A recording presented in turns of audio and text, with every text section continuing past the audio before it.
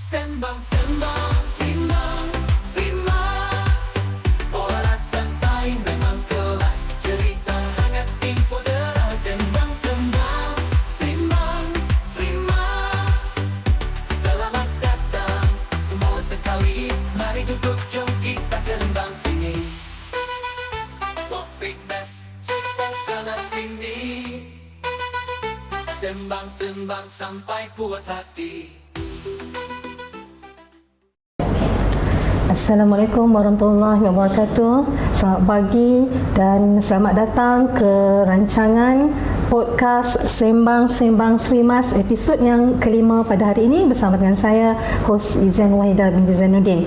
Okey, tajuk yang akan kita bincangkan ataupun bicarakan pada pagi ini adalah satu tajuk yang amat menarik untuk kita kupas, iaitu sukses bersama DPB Polymas.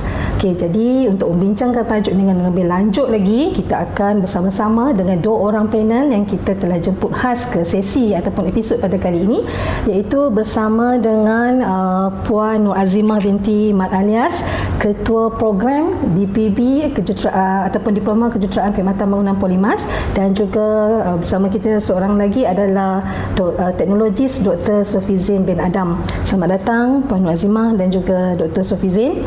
Okey, jadi terima kasih di atas kesudian untuk bersama-sama kita dalam sembang-sembang santai kita hari inilah. Okey, jadi sebagai permulaan, mungkin saya boleh mulakan dengan Puan Azimah dululah.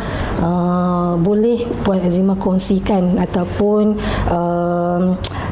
ceritakanlah apa sebenarnya yang dikatakan sebagai diploma perkhidmatan ataupun diploma perkhidmatan building services ini di Polymas ini. Okay, sebab di Polymas ni kita tahu dia ada banyak program. Okay, di Politeknik Sultan Razali Muazzam ni ada 15 program. Jadi salah satunya adalah DPB lah. Okay, jadi mungkin Puan boleh terangkan kepada kita untuk ibu bapa ataupun para pelajar di luar sana ataupun guru-guru untuk tahu tentang program ini. Okey, terima kasih Puan Wahidah. Assalamualaikum warahmatullahi wabarakatuh. Okey, saya akan terangkan secara ringkaslah berkaitan dengan program Building Services Engineering ini di Polymas. Okey, kalau ikut sejarah asalnya, program ini ditawarkan di Polymas bermula 1987 lagi. Dan pada ketika itu kita punya penawaran itu adalah di peringkat sijil dan juga di peringkat diploma lah. Okey, dan sekarang ni sijil dah kita tak offer. Sekarang ni memang kita fokus kepada diploma kejuruteraan perkhidmatan bangunan lah. Okey, untuk mungkin ada yang tertanya-tanya sama ada ibu bapa ataupun calon lah, calon pelajar yang akan melanjutkan pengajian, apakah konten yang ada di dalam program Building Services Engineering ini. Okey, sebenarnya program kami ini adalah merupakan satu program yang mana kita merangkumi 3 bidang utamalah di dalam dia, iaitu civil, mechanical dan juga electrical. Dan di samping tu kita juga melibatkan pengurusan bangunan jugalah. Jadi skop kita adalah pada dalam bangunan lah, kepada bangunan lah. Bangunan. Okey. Jadi tadi Puan ada sebutkan kita ada civil, ada electrical dan juga ada mechanical, dan kita pun tahu sebenarnya kursus-kursus yang ataupun program-program pengajian yang kita tawarkan berkenaan dengan awam mechanical dan elektrik ni memang dah ada kan program tersendiri. Jadi apa perbezaan di antara Building Services Engineering dengan ketiga-tiga kursus atau program tadi ni? Okey, kalau kita tengok memang saya sebut tadi ada 3 bidang electrical. Tapi kalau kita nak compare dengan electrical, diploma electrical, dia hanya fokus kepada electrical sahajalah. Kalau mechanical, dia memang mechanical. Tetapi apa yang advantage yang program kita ada untuk program Building Services ini adalah kita merangkumkan ketiga-tiga bidang itu supaya kita boleh relatekan untuk nak menguruskan sesebuah bangunan tu, kita akan akan kaitkan dengan sistem apa yang ada dalam bangunan lah. Okey, jadi kalau kita tengok antara sistem-sistem yang ada, contohnya seperti aircon system, kita ada fire protection system, kita ada control system, kita ada mechanical system, lighting system, dan banyak lagi sebenarnya. Okey. Jadi memang dalam satu boleh tahu semua. Ya, tapi memang skop kita memang Dalam bangunan saja. dalam bangunan. Okay. Jadi contoh-contoh bangunan macam mana yang kita boleh kata pengkhususan kepada building services ni? Kalau kita sebut dari segi bangunan, bangunan ni kita boleh katakan kita boleh kategorikan kepada domestik dan juga komersial. Okey, kalau domestik ni dia more kepada kediaman lah. Okey, jadi kalau kediaman ni contoh macam rumah lah, kita kata rumah, ada rumah yang kita kategorikan sebagai teres, jenis-jenis dia lah. Teres, ada apartment, ada kondominium, ada bungalow kan. Manakala dari segi commercial building pula, contohnya seperti hotel-hotel, perkilangan-kilang-kilang, airport, contoh menara, library, masjid dan sebagainya lah. Yang tu more kepada domestik commercial bangunan. Jadi kita kata keperluan dalam bidang business services ni sebenarnya memang penting, sebabnya dia seolah-olah menjaga keseluruhan fasiliti untuk kesemua, sama ada bangunan tersebut adalah domestik ataupun commercial. Okay. Jadi mungkin Puan boleh lanjutkan sikit tentang sekiranya lah kalau pelajar ataupun ibu bapa mungkin nak tahu di luar sana, selain daripada bidang-bidang tadi tu, apa komponen-komponen lain yang ada dalam bangunan yang pelajar boleh teroka. Contoh kalau aircon tu macam mana aircon tu macam tu. Okey, sebenarnya dalam kita punya kurikulum dalam building services engineering ini, sebenarnya kita ada satu kursus yang kita offer, contohnya macam building services design. Okey, building services design ni kita nak pelajar-pelajar kita tahu bagaimana dia nak mereka bentuk sistem-sistem yang ada dalam bangunan. Contohnya macam aircon lah. Okey, kalau macam dekat bangunan kediaman, contoh macam rumah-rumah, biasanya kita pakai yang split unit. Okey, tapi kalau macam bangunan-bangunan yang lebih besar, yang tu dia menggunakan sistem aircon yang lebih besar lah, dia punya saiz dia, yang memerlukan pelajar-pelajar ni tahu macam mana dia nak mereka bentuk sistem aircon. Selain daripada tu, mereka bentuk dari segi dia punya plumbing system, contoh plumbing sebab itu adalah salah satu part di bawah civil. Jadi belajar juga tentang kerja-kerja pepaipan. Dalam design tu mereka bentuk sistem pepaipan kat dalam tu. Sama juga dengan lift. Lift, escalator, yang tu more kepada transportation system kan. Transportation system. Okey. Jadi kalau kita tengok memang sangat luas lah bidangnya kan, bukan setakat yang dalam, tapi nak maksudnya dalam lift tu nak bergerak kan, daripada satu tempat ke satu tempat.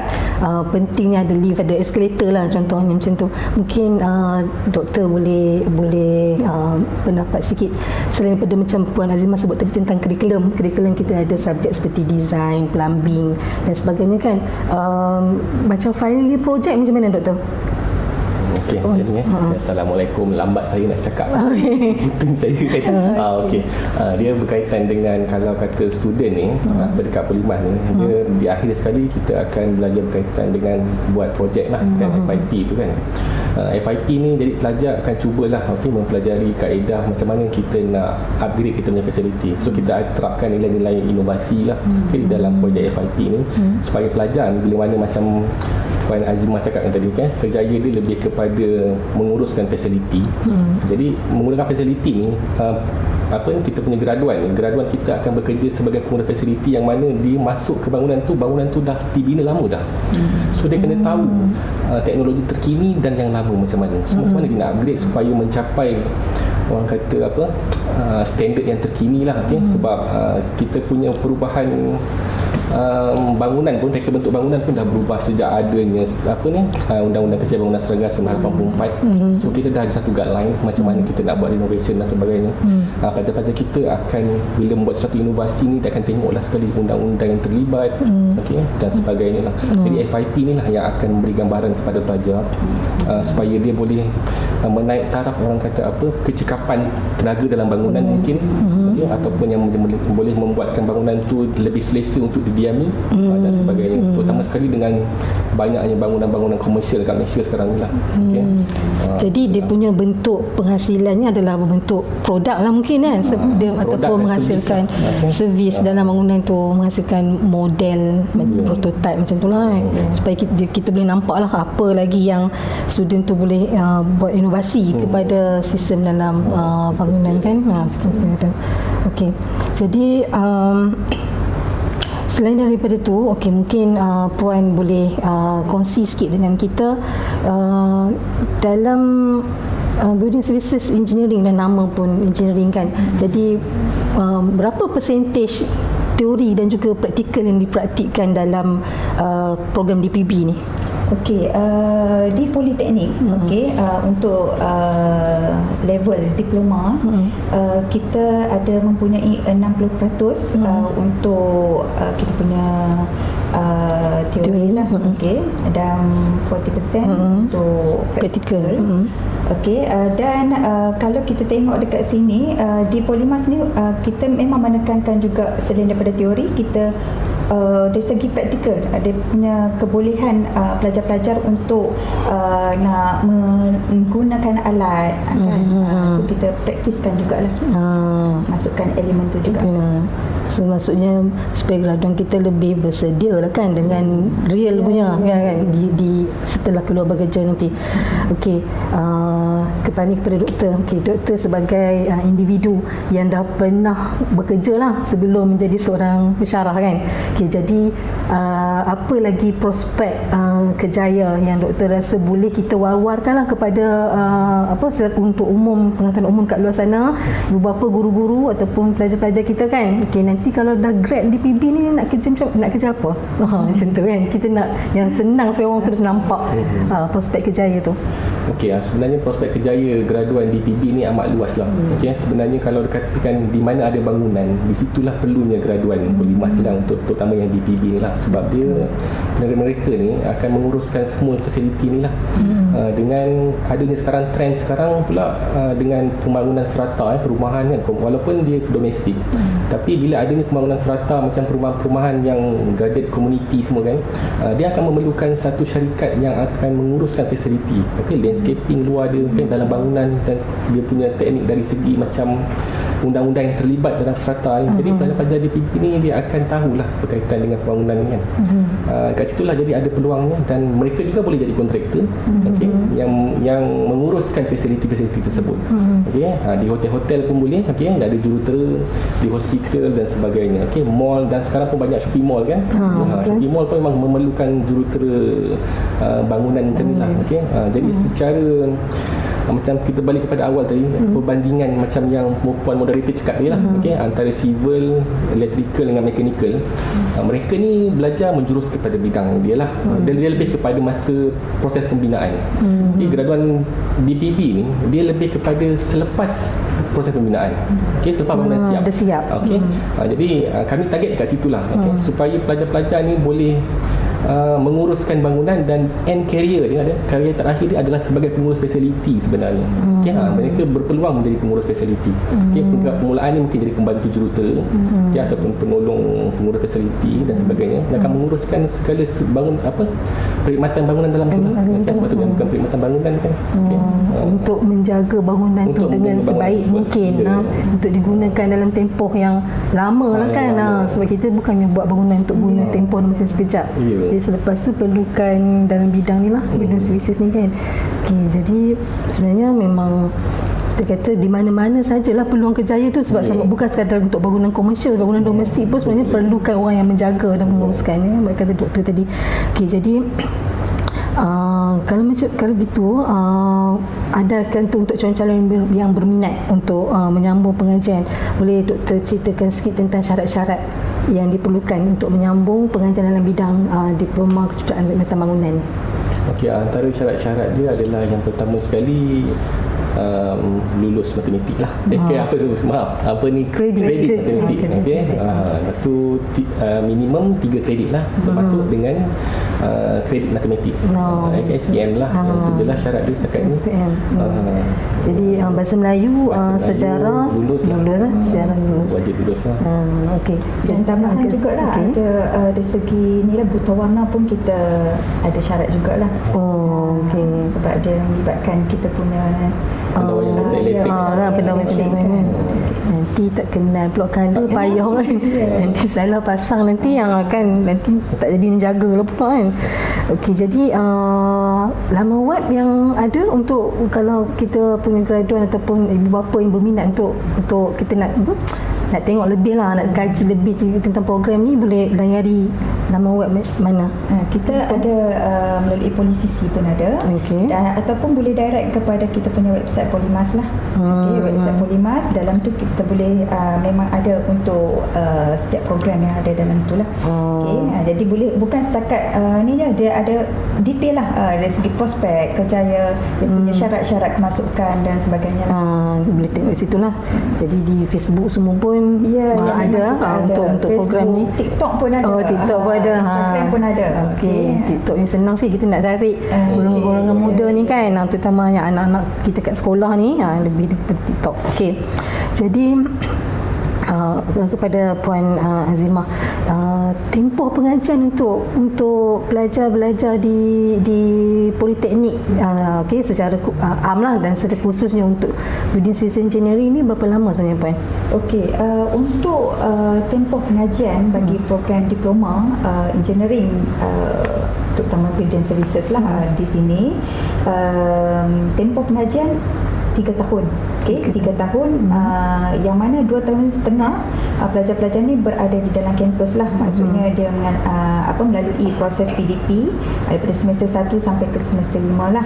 Dan selepas daripada itu masuk ke semester 6, pelajar-pelajar ni akan perlu melalui latihan industri ataupun praktikal lah di company-company swasta ataupun di badan-badan kerajaan, yang mana yang dia boleh laksanakan. Jadi 3 tahun lah. 3 tahun keseluruhannya. Jadi daripada segi kesediaan para pensyarah kat sini, maksudnya akreditasi yang ada, professional cert yang pensyarah kita ada ni, macam mana setakat ini di Polimas ni? Okey, di Polimas ni badan akreditasi yang mengakreditasikan khusus ataupun program DPB ni adalah badan ITEC lah, iaitu di bawah BEM sendiri, Board of Engineers Malaysia. Dan di samping tu juga di Polimas juga kita ada menawarkan juga kursus-kursus tambahan lah, berkaitan dengan skill dan sebagainya yang di luar, dan kita berkait juga lah dengan CIDB dan sebagainya. Dan kita juga menyarankan juga lah, mungkin setiap semester pelajar akan sebelum keluar ataupun sebelum pergi LI tu, latihan industri, mereka sudah ada green card lah. Itu pun juga adalah, itu pun adalah extra, orang kata apa, sertifikat lah, sijil lah, kemahiran yang mungkin boleh bawa lah sebelum habis. Lebih mudah lah bila dah ada green card tu kan, untuk advantage untuk dia bekerja kat luar kan, sebab dia terus ada. Industri memang memerlukan pelajar yang green card untuk nak masuk site. Betul. Jadi pensyarah juga turut dibekalkan lah kan dengan professional certificate yang boleh menambah knowledge lah. Okey, jadi mungkin Puan Azimah boleh kongsi dengan kita tentang makmal ataupun bengkel-bengkel yang ada untuk digunakan sepanjang tempoh pengajian. Okey, sebenarnya untuk program DPB, memandangkan kita ada 3 bidang utama tadi, kita memang ada disediakan facilities untuk pelajar-pelajar kita gunakan. Okey, kita ada untuk building services punya lab, dan kita ada 3 lab kita, dan juga ada juga lab-lab yang kita guna sama dengan program-program yang lain lah. Jadi tak ada masalah lah tentang facilities tu. Fasilitis setakat sekarang ni alhamdulillah memang, dan bukan setakat di bengkel saja, tapi di bilik-bilik kuliah. Bilik-bilik kuliah dan juga yang umum lah. Yang tu memang very kondusif lah. Untuk digunakan untuk pelajar. Okey, jadi promosi kepada menyambung pengajian di Polimas secara umum, yurannya macam mana, dia punya secara fasilitis umum yang ada di Polimas lah kita katakan. Kalau ada sikit promosi mungkin Okey Puan. Okey, di Polimas ni satu-satunya politeknik yang menawarkan program Building Services Engineering di zon utara lah. Kita satu-satunya politeknik yang menawarkan program tersebut, dan ia terletak di Jitra sebenarnya. Kalau ikut ni di area Jitra ni memang tu kita kata dekat dengan fasilitis yang di sekitar Polimas. Okay, dari segi dalaman pula, dari segi fasilitis memang tak ada masalah. Memang pelajar-pelajar memang dari segi asrama pun disediakan. Okey, dan kalau yang mana duduk di rumah sewa pun memang area yang dekat, tak perlu menyewa jauh lah. Yuran macam mana Puan, yuran? Okey, kalau dari segi yuran saya rasa kita di antara yang terendah. Okey, kita di antara yang terendah, iaitu sebanyak 200 sahaja per semester. Okey, bagi saya itu bagi yang golongan ataupun yang ibu bapa lah, ibu bapa dan juga pelajar-pelajar ni dia tak terbeban. Okay, maksudnya dia dah habis pengajian dia tu, bukan satu ni lah, maksudnya meringankan beban lah bagi pelajar-pelajar yang menyambung pengajian di sini. Okay, jadi dia boleh juga macam bantuan kewangan juga ada disediakan, macam PTKTN pun pelajar boleh dapat dengan pinjaman-pinjaman pelajaran yang lain. Pelajar boleh mohon setelah masuk sini boleh buat permohonan seperti bantuan pinjaman lah. Kewangan. Jadi kalau kita kira tidaklah membebankan ibu bapa untuk membayar yuran pada setiap semester, memandangkan yuran di politeknik sebenarnya adalah dikategorikan sebagai yang rendah lah sebenarnya dalam berbanding institusi pengajian yang lain.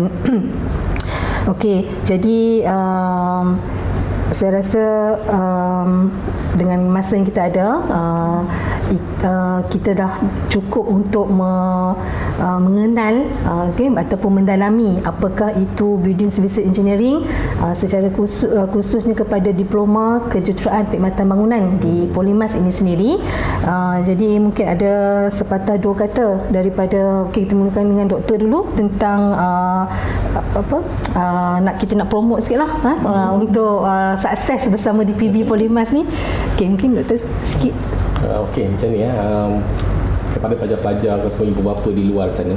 Okey, program DPB ni amat diperlukan sebenarnya oleh negara kita sekarang ni, sebab kita kekurangan tenaga kerja yang boleh menguruskan fasiliti kita. Okey, seperti kita menyahut seruan kerajaan, kita nak menjadi minda kelas pertama, di mana kalau di negara-negara maju, pengurus fasiliti ni, orang yang mengurus fasiliti ni adalah orang yang paling utama lah. Dia sebenarnya adalah sebagai pekerja di belakang tabir, dialah yang mencantikkan sesebuah bangunan, tapi kita tak nampak dia. Okay, jadi kami ni lah, graduan-graduan kami ni lah yang akan menjaga segala fasiliti yang ada di Malaysia. Di sinilah mereka akan menimbul pengalaman, pengajian dan belajar macam mana nak menguruskan bangunan dengan betul dan selamat. Okay, itulah. Jadi saya terharu pula dengan kita di belakang tabir, betul-betul. Kita ni macam Cinderella. Saya cakap kat student, kita ni macam Cinderella sebenarnya. Kan, kita nak pastikan bangunan kita cantik, tapi kita ni kat belakang tak nampak. Kalau kita pergi shopping mall, kita nampak bangunan tu cantik, tapi tak tahu siapa di sebaliknya. Kita patutnya kena berucapkan terima kasih lah kepada semua jurutera yang jaga bangunan kan. Kat belakang tu macam mana, kalau kita nak pergi ke shopping mall, kita tengah cari tandas yang cantik, bersih kan, kita rasa puas. Itu adalah kerja kami tu lah. Building services lah. Kita nak naik lift pun kita nak yang cepat, kita nak lift yang lambat-lambat kan. Kerja itu semua adalah building services punya part lah sebenarnya kan. Betul, menarik. Okey, sebagai ketua program Puan Azimah, apa akhir kata daripada Puan mewakili secara keseluruhan? Okey, saya mengalu-alukan pelajar-pelajar lah, calon-calon pelajar untuk join bersama kami lah untuk program DPB Polimas. Kerana kami ini mempunyai banyak kita punya profesional, tenaga pengajar yang profesional dan berkelayakan. Dan bila pelajar-pelajar datang ke Polymas ni, ia merupakan satu peluang yang perlu direbutlah sebenarnya. Untuk kita sama-sama masuk ke dalam bidang building services inilah. Okey. Jadi saya ucapkan jutaan terima kasih kepada Puan Nur Azimah binti Mak Alias, Ketua Program di PB Polymas, juga Teknologis Dr. Sufizin bin Adam, kerana dapat bersama-sama kita pada pagi ini untuk membicarakan tentang memang satu kita kata perkongsian yang sangat menarik berkenaan dengan Building Services Engineering ini, daripada pengajiannya dan juga sehinggalah kepada prospek kerjaya yang graduan boleh terokai selepas menamatkan pengajian selama 3 tahun di Polymas ini khususnya. Jadi kita berharap mana-mana graduan ataupun ibu bapa ataupun guru-guru di luar sana yang berminat untuk tahu dengan lebih lanjut tentang DPB ini, sila layari laman web Polisisi ataupun laman web Polymas sendiri, di mana boleh lebih tahu tentang info-info yang telah pun disediakan berkenaan dengan program-program yang ditawarkan di Politeknik dan juga di Polymas secara khususnya lah. Jadi sehingga kita berjumpa lagi di episod podcast yang akan datang. Jadi kami mengucapkan terima kasih kepada semua. InsyaAllah jumpa lagi. Assalamualaikum warahmatullahi wabarakatuh. Bye. Sembang